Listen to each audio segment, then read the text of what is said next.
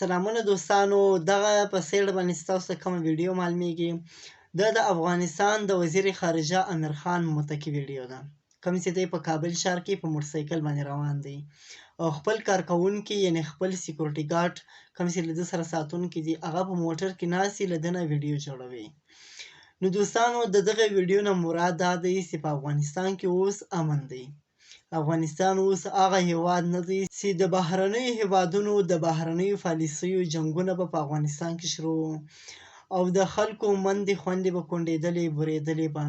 اوس افغانستان یو پر امنه ملک دی، افغانستان یو ترقي یافته ملک دی، ځکه طالبان اوس په دغه موجوده حالات کې هغه رقم ته نه دي کوم چې له 2000 نه مخته د دوی بچایي وه. اوس هغه رقم ته نه دي ځکه چې عوام هم ترېنه خوشحاله ده. افغانستان کې اوس امن راغلی دی.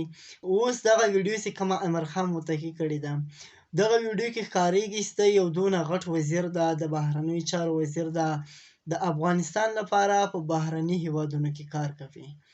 بیا هم دی په موټرسایکل روان ده، ده سره ساتونکي نشته، ځکه که نورو ملکونو ته تاسو وګورئ هلته که د یو لړکۍ افیسر وي یا ملازم وي له هغه سره هم ګارډ والا روان وي، یعنې ساتونکي ورسره روان وي.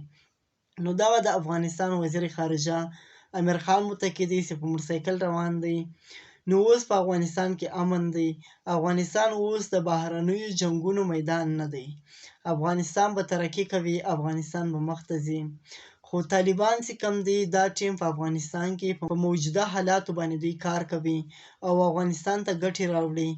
افغانستان دا ټیم یو پر امنه ملک دی، یو ترقي یافته ملک دی او په افغانستان کې اوس د هر چا زړه کېږي چې په افغانستان کې واوسېږي او په افغانستان کې خپل مستقبل برابر کړي.